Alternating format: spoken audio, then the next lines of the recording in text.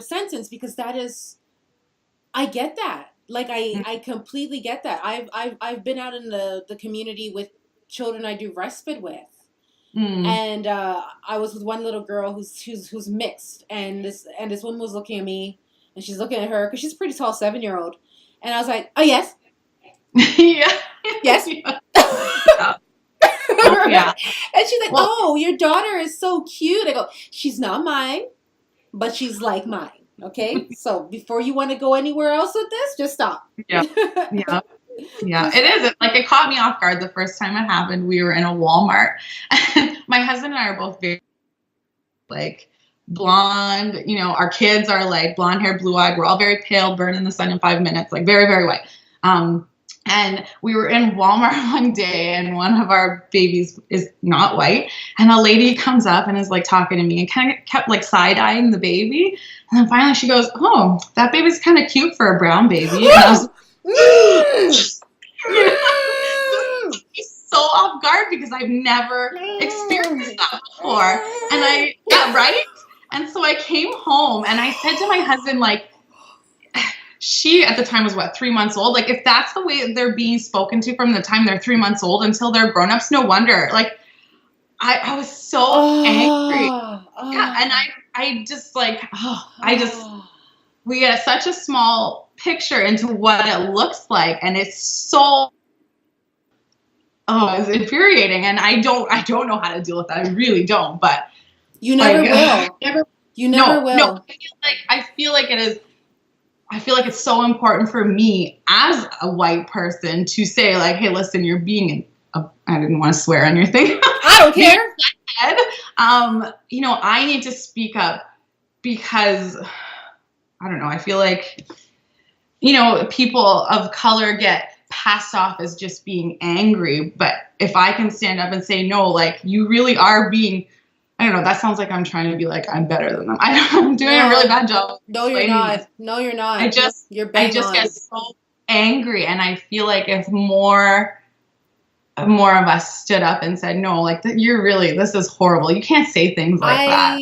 On behalf of the Melanin Society, we thank you because because people don't realize some of the things people could say that are so offensive, and in front of children too. Like Yeah. I was at work and I had a student with a very profound physical disability and a coworker who's extremely aged comes up to me and says, "So, what's his life expectancy?"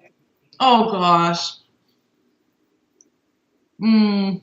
I I saw red. Oh yeah. I saw red, yellow, pink, green, everything. My nails grew like 9 inches longer. It was like, what? And that child is defenseless. That child can't speak up for themselves. That child can be proud of their heritage and say, "No, this is what I am." And when people Hmm. say that, and again, that I can't. Well, and the big thing, like, if you grow up being told that from the time you're an infant, you're gonna realize that, right? Like where we live, there's a very high First Nations uh, population, Yeah. and one of the big things that is discussed is the cultural identity or the lack of cultural identity within the First Nations communities. So a lot of kids in care in our area are First Nations, and so it's so important for us to help them develop a positive cultural identity so that they can grow up and be proud of their culture, and because that's Good for part of you. who you Yeah. are, right? And if you can't be proud of who you are and where you come from, how are you going to become, a person that you can be proud of? And so it's been a really big focus to fight back against that racism and to help instill a positive cultural identity. And that's hard for us because honestly, there are things I never would have thought of. Like, it wouldn't have even occurred to me to have a doll that has a different skin color than white because it's nothing that ever was an issue for us. And now all of a sudden I'm looking around and I'm seeing movies, magazines, like everything represents this white, right? And so all of a sudden I'm like hypersensitive because I'm like, crap, is that bad? I don't even know. But the fact is, you're aware. Right, right? right. You're aware, and that speaks volumes of your character, that not only are you just taking in another baby, but you're taking in another baby and you're and making sure that you are really giving this child the life that maybe it would have with its parents, or you're understanding its cultural upbringing and you're trying to incorporate that, and you're letting them see that their representation matters. Like, Mm. I don't I know people who are in the profession. Yeah, Sorry, doggy. wow. I know people in the profession of working with children who aren't even that aware, you know? So good for you and good on you for being woke. And saying, whoa, whoa, whoa, I only got white dollies here, or the books I have are only with like white characters or whatever. And not only is it benefiting your foster babies, but you are creating very aware young children, Yeah, yeah. you And know? that's one of the biggest things with my own kids is to teach them, that the color of your skin, the culture you come from, the family that you come from, none of that defines who a person is. Something that people ask me a lot of times is, aren't you afraid of all the things that your kids are going to be exposed to? And I'm not, like, really, I'm I'm not. sorry. What are you exposing them to? Well, A child having behaviors, or different ethnicities coming into your household. Like, have they seen school? well, I think it's more like so I probably have the only 8-year-old on the planet who knows what methamphetamines are. They have been exposed to some things. Well, Not they know necessarily. not to touch it. Yeah, well, hopefully, yeah, hopefully. But I mean, I really want my kids to know that no matter what you look like, no matter what you've done, no matter what you do, everyone is deserving of love and respect. And a lot of the times, these people who have their kids apprehended, part of the problem is that they were never shown love and respect. And how can you love and respect yourself if you don't feel like you deserve it because you've never been shown that? You know what I mean? Thank you. Oh my! I just said this 3 weeks ago. Not even three. 2 weeks ago. 2 weeks ago, I was out in the community and I was at a girls' program, and one of our girls likes to dress very okay, she's 17, she's very developed, she likes to show the goods. And one of the elders said she needs to learn more self-respect. Can you hear me? Am I good? Yeah, I got it. So she's like, she needs to learn more self-respect. And I was like, she said this a couple times. She said this a couple times, and I was like, just letting it, she's an elder, whatever. And then she said it again. I go, I don't think you could learn self-respect until you know what self-love is, or someone has shown you that they love you enough that you don't have to go to these, to this length or end or whatever to feel loved or receive love. And she needs to understand that first before she could collect her $200 and, continue down the Monopoly board. Like, that is so true. But even when just again, going back to teaching your children about their heritage, one thing that's a pet peeve to me is when people say, I don't see color. And I go, now listen, there's nothing wrong with seeing color. It's what you say about that color. Okay? Yeah. So when people say, oh, I teach my children not to see color, then I'm like, well, you're teaching your children to be very ignorant little human beings. Sorry. Because there is richness. There is richness in knowing about, Okay, you gotta go back downstairs. Can I ask him a question? Oh, Weston, come here. Can I ask you a question? Can I ask you, how does it feel to have so many brothers and sisters? I don't know. Is it loud sometimes? Yeah. But you must be such an awesome big brother. You're pretty good, hey? I think you're pretty good. I've seen Mommy's pictures on Facebook, and you look pretty awesome. So thank you for being awesome. Thank you. And thank you for going along with Mommy's plan. Yeah. Thank you. He's like, I'm asking you more questions now, child. No, really, like, you I don't know much about foster care. I've been working with children for ages now, and you are really an inspiration. I hate to use that word at the same time, but you are in a way, because I think this is the kind of awareness that we need. This is my first year really working with children in the system. If I could come home and adopt every child, I probably would. My husband, he's probably like your husband. He'd be like, okay. Yeah. um, he's like, you say this every year. You want to adopt all your students. I'm like, I know, but this one, like, it really breaks my heart. But I see how grateful, and you haven't. I'm assuming you haven't had any children over the age of 10 yet, right? And have you? No. Okay, so I'll leave you with this. One of the boys I work with, who's 16, he wrote a letter to one of his caseworkers, and I guess there was just some things going on, and he had to give her an update or whatever like that. And again, being mindful of his privacy. But long story short, his letter said, "I really like the family that I'm with. They put a roof over my head, food in my belly. We have a real connection, and she's brought me places I've never seen before, and I really like staying here. So I don't want to be moved because I've been moved too many times." And so he showed me this letter. He's like, "Can you tell me if it sounded good?" And so I'm reading the letter, right? I'm reading it off his phone. I'm just like, and it was full of spelling errors and grammar. And and he already sent it, so I couldn't edit it, but I wouldn't even have edited it because it was just perfect as it was. And my throat was on fire. Like, it was just like, I didn't want him to see me crying. And I was just dying on the inside. So I gave it to another coworker, and she looks at it and she starts sobbing. And we're just like, this was so beautiful. So I know the little babies you work with aren't old enough to say thank you, but from the older ones I work with, thank you, because I see it. I see what it's like to be in a good home.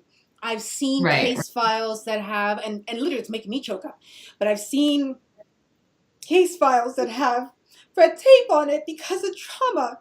So it's really, when there's families out there who are actually respecting the rights of these children, and they're loving them, and they're not just treating them like a paycheck or an income or whatever it is, but they're bringing them in their family. I don't even look at your home as a foster home. It's just like this big house of love with a lot of kids.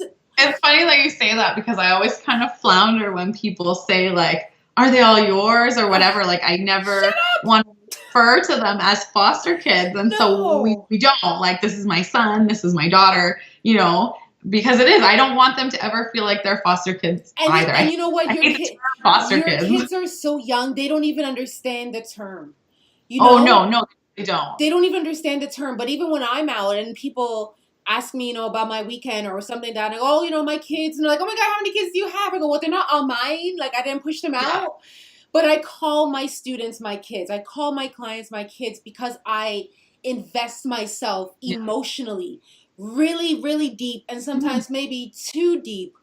But I feel that's the only way I'm capable of doing my job the way I do, because I invest myself so emotionally. If I did not have an emotional attachment to them, I don't think I would be the advocate or the parent's figure. Yeah. I'm not a teacher to some of these kids. I am a parent figure to some of them. And I don't, boast about that. I take it as a privilege. Because it's a lot for a child to trust you. It's a lot for a child to seek comfort in you, or to trust you, or to lean on you, feel comfortable with you. So you really opened my eyes and my heart, my mind. I know we said we talked for like 30 minutes. We're on to 45. I don't care. Because I couldn't summarize this interview. I couldn't, because it needed, like, we needed to do it to its entirety. And it was everything and then some. So I always wrap up the interviews asking people, so what's next in your story? I think we both know what's next. Yeah, I mean, I don't know. Honestly, it's always changing. We don't know. I mean, it's funny actually. I say that I have zero control over every part of my life because my husband's in the military and we're foster parents. So literally nothing that I do is in my control. I don't know where I'll live. I don't know who will be in my house. Like, I don't even know. But yeah, I mean, right now we're actually kind of stable. We've had the same kids for a while, and so things are going pretty well. But I have a feeling they'll be changing soon. So we'll see what's next. I'm so glad we finally did this. Me too. I'm so glad. Again, like it's stories like yours that keeps me even staying on Facebook. No shame to anyone on my Facebook. You guys are cool, but you know, yeah, and really sometimes we need stories like this. And here I am watching a sitcom every week, bawling my eyes out. And there's been times I've taken my phone and I've brought, if my husband was here, he'd be my witness. I've brought my phone to him, like, look at the Halloween photo. It's a little hamburger. What's funny about that is I'm a vegetarian, so we had a hamburger and a hot dog, and everyone was like, "What? Because they're so cute. It was so cute. No, I had fun picking those out. Of course, but again, like, really, it really is incredible what you're doing. The fact that you are 30, the fact that you have 7 children, the fact that you get glares in Costco, walking around with your clan.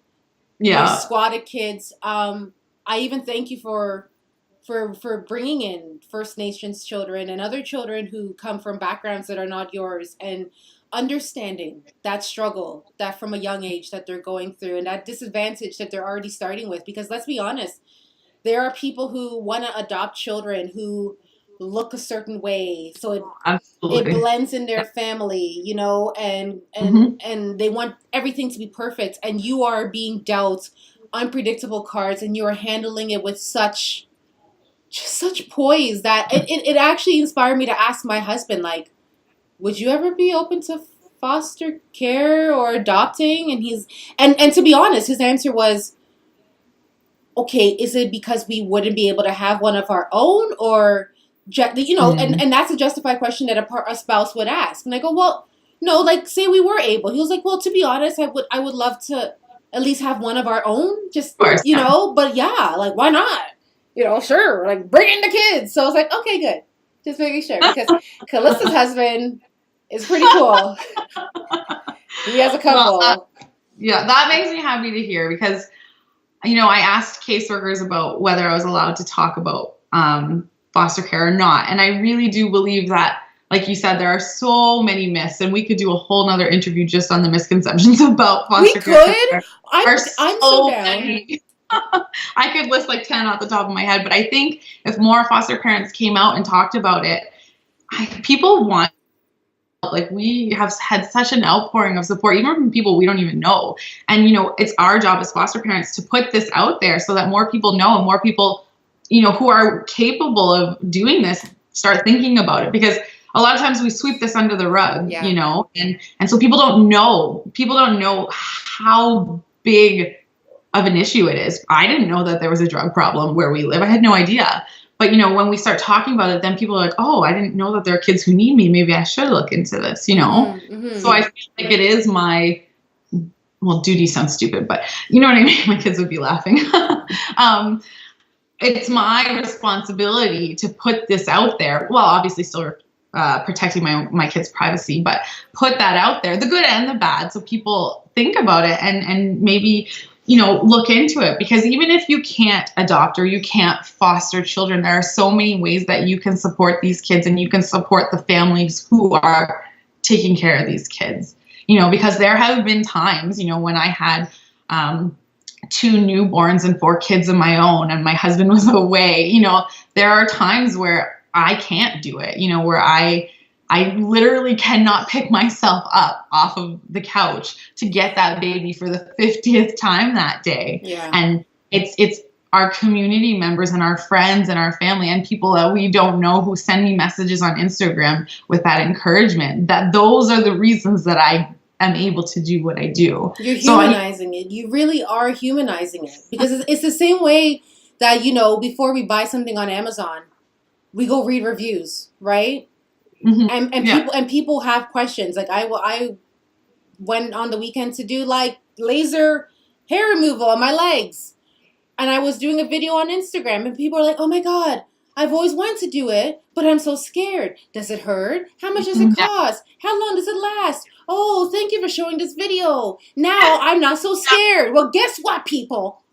Now look into foster care because Well, and that's what my Instagram has been. Like I just started sharing it because as you said, I write essays. I'm pretty wordy when it comes to foster care. And so I started sharing on Instagram for my own, like that was kind of my self-care, like to spill my guts about this stuff. And all of a sudden it kind of exploded, and I get messages daily asking questions, people wanting to know, like, I want to do this, tell me more about it. And I keep saying I'll make a YouTube video answering the questions, but then never actually doing it. But yeah, I'll share this around because people want to know, and I think it's, when people hear that it's not all kids burning your house down and being slapped constantly, like, and that's one of the biggest misconceptions is, oh, but what kind of kids will you be bringing into your home? I'm like, I'm bringing children into my home, like, and they're just children, Yes, they have behaviors sometimes, but you know what? My 4-year-old, who I raised from birth, can be kind of a psycho sometimes. I was gonna say, we don't know what we're giving birth to. Exactly. Like that. My kid has no reason to be the way she is, but she sometimes is. So, that's a little less forgivable than some of these other kids. Like, man, are your kids cute? Yeah, some days, yeah. Some days, but I'm glad that people are asking you questions. That's getting that discussion started.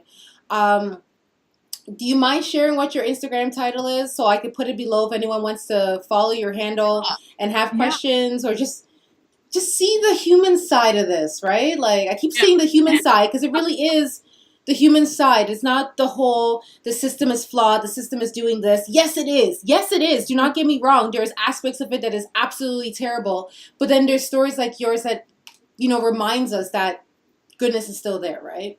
Well, no matter what, no matter how broken the system is, there have been times where I've wanted to quit because it is so backwards sometimes. But when it comes back down to it, it's about the kids and their families, and they need us regardless of how broken the system is. Because, in fact, they need us more because the system's broken. They need people with a strong voice to fight for them when they can't. Yeah.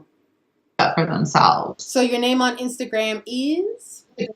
Oh, it's When We're at Home. Oh.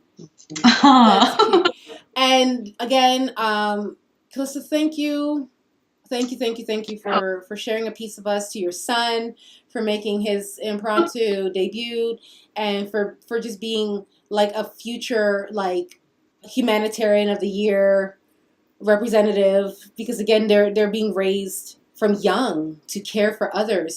Kids go to school to learn empathy, and they always say it starts at home, and your kids are really really getting that practice in of how it starts at home. But I really hope, again, with this video, that it causes people to think twice about what we think about foster care, to reach out, to be a big brother, be a big sister, donate old suitcases, be of help somehow. Look for families who might need extra clothes or belongings or things like that. Because if I lived in Saskatchewan, I'd be collecting things too. I know how essential that is. But this has been a long time coming, and I'm so happy that we finally did it, because I feel fulfilled. And I feel so grateful that there are women like you out there, and your husband and your family, who are really helping these children have a good start at life. Everyone deserves a good head start, and maybe they had a bit of a rough start, but you know what? They're the comeback kid, right? They had a comeback. They had a comeback. So the baton might have been dropped, but someone picked it up. You picked it up, and they're continuing their race. That's my visual for the day. But if anyone who is watching and you want to share your story, you could either contact me on Twitter, Instagram. All my information is below. Otherwise, please go follow Calista and her family, and get your life, get your tears, get your Kleenex. I don't know if they put out a Christmas card. Here we are going whoop the doo da day over Kim Kardashian's Christmas card. Meanwhile, go see her family's Halloween picture with the hot dog and the hamburger. That's all I have. That's all Well, I have. that's what I get because I didn't do Santa pictures this year. No, it's not too late. Well, I'm actually going to try and get someone to come here because I have a little one that's pretty terrified of Santa, so I'm going to try it at home. Or you could do like a New Year's theme with all like, you know, sparklers and maybe not sparklers, but like confetti and stuff like that. So Yeah, I'll think of something for sure. I will be paying attention. I hope whoever's watching is too. That is all for So What's Your Story? Thank you again to my guest, Calista. And again, be very sure to contact me at IamJenGamble or www.missjam.ca so you can share your story. Thanks, Calista. That was awesome.